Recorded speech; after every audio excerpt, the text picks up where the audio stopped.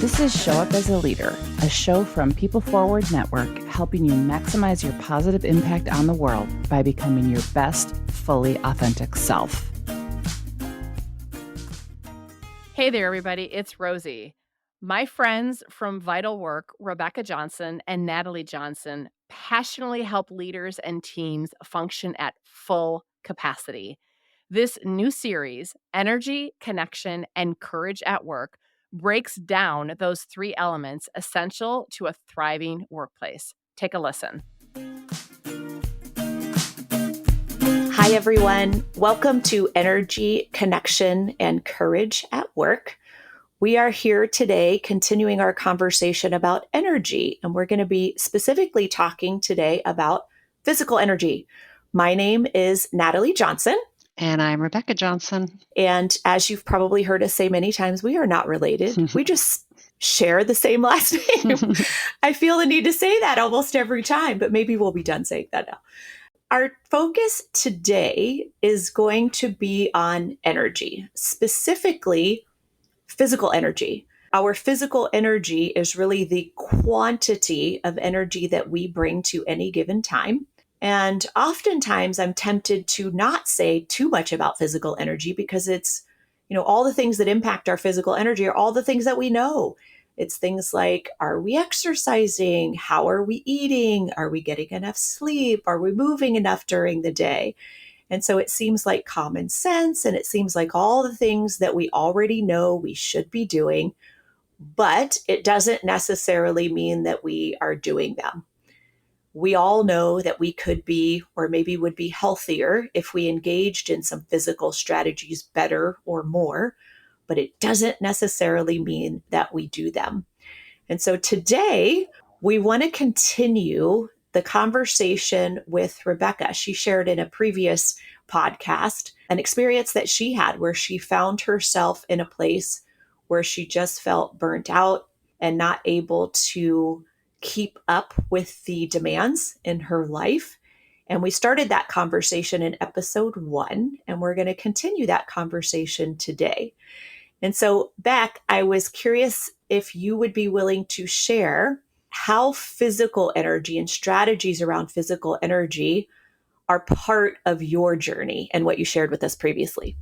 Yes. So in episode 1, talked a little bit about kind of my crash into burnout that got acutely bad in March of 2021. And talking about, what I've been doing differently over the last 2.5 years feels hard to do in a short period of time because it's been multifaceted and it's really been my life's work. But I'm going to do my best to just kind of call out a few points that I feel like are most important. So when I look back on that time in my life, I see now that there were a couple of factors that collided that really sort of pushed me over the edge, after a kind of a slow decline into burnout over a decade that really brought it acutely to that anxiety attack that I described in episode 1. And both of those things actually had to do with my physical energy. And it's interesting to say that because I hadn't previously thought until recently that it was about physical energy because it felt like I was in sort of an emotional crisis. But I realized that in terms of energy, I'm actually quite good at making sure that I'm bringing a good quality of energy to my moments. I mean, my purpose, we talked about purpose in episode 2, is to be as present and connected in as many of my moments as I can. And I'm also really good about making sure that I'm directing the focus of my energy is where I want it to be. But my challenge is really physical energy. Like I often go around feeling like I'm starving for energy, like I just don't have enough to meet the demands of my life.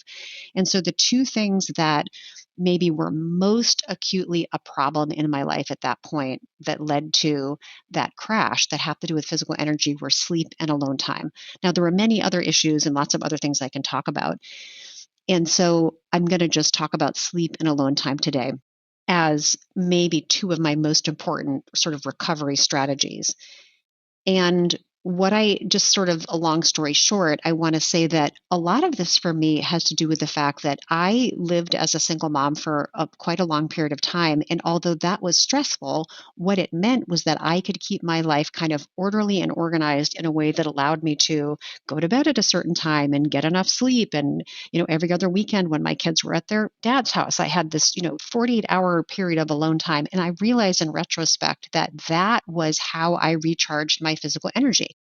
For 12 days, I gave to kids and to work and to family and community.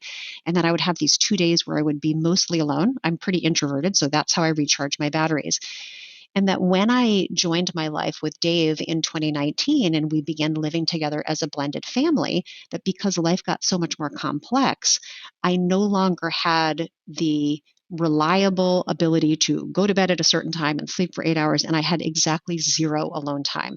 So by the time March of 2021 came, I had several years under my belt of not nearly enough alone time, lots of people in the house. We'd been through COVID, bedtime was harder because my kids were getting older, and now there were 6 of us in the house. And so what had been kind of stripped from me is the opportunities that I'd previously had to recharge my physical energy. And so while there were many things that I've been working on since March of 2021, those are the 2 most important pieces. And without getting into the specifics of how all that's happened for me, probably the main point I want to make is that although it might seem easy, just go to bed on time and get your 8 hours of sleep and carve out some time for alone time, it wasn't that simple for me, because in order to carve out time and protect it for enough sleep and enough alone time, lots of things had to change. I had to start practicing some things. I had to start honoring some boundaries. I had to start having hard conversations with people in my family designed to help me carve out and protect this alone time and sleep time. And the reason that was hard for me is because I'm doing lots of retrospective insight on this, but I realize that I've sort of associated being a good person with being available for everybody all the time when anyone's around, right?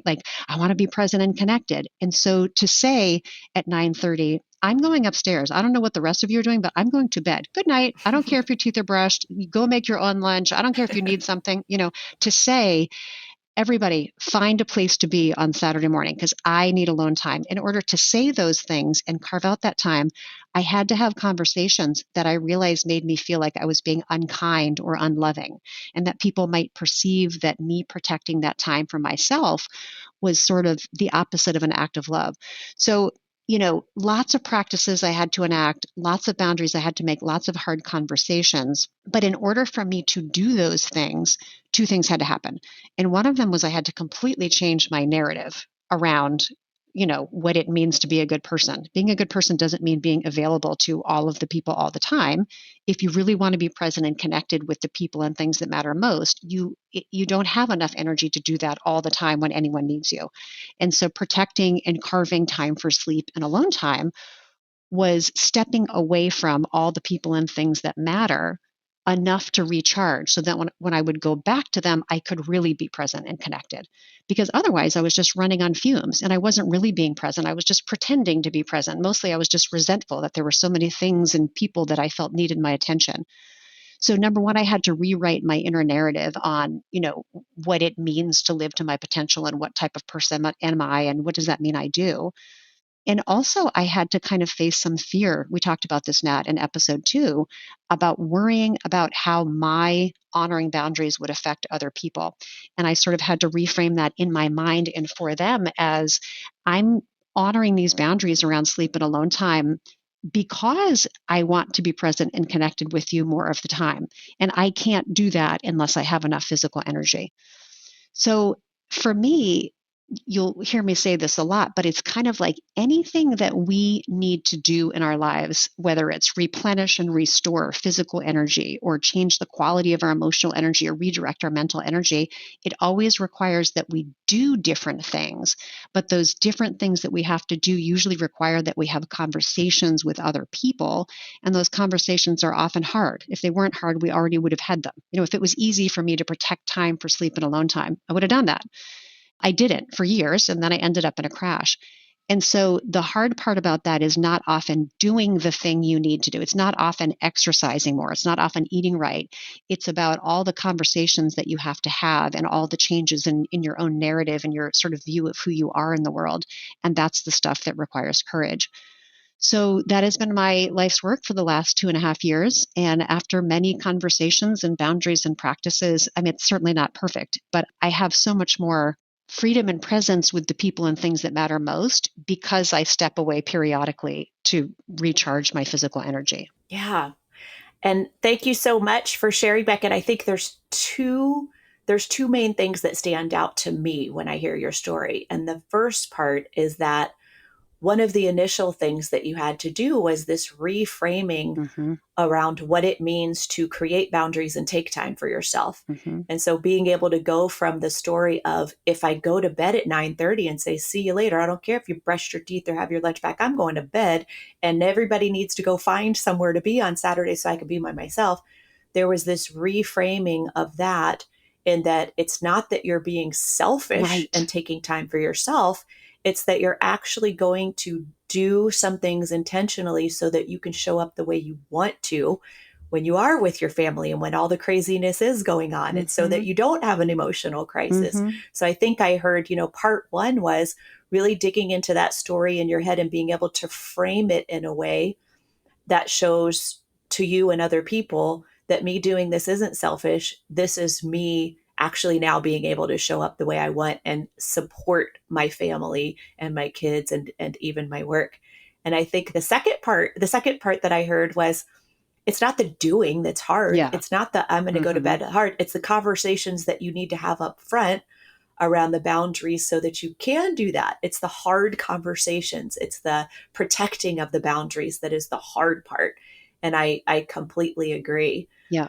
One other thing that stood out to me when you were talking in the beginning is you said, originally I thought, maybe this was more of an emotional crisis, but it wasn't. It was physical energy. And so I'm curious, what relationship have you experienced around, okay, now I've been able to reframe my story, really invest in some self-care around sleep.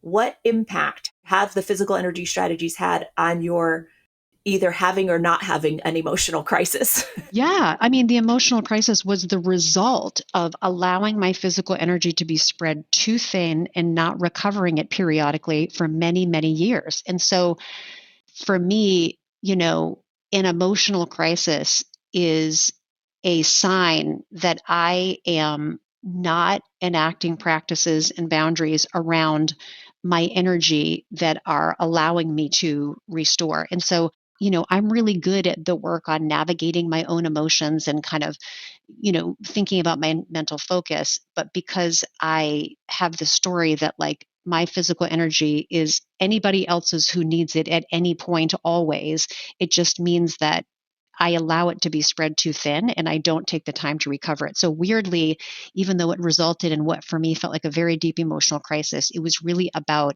reclaiming my own physical energy.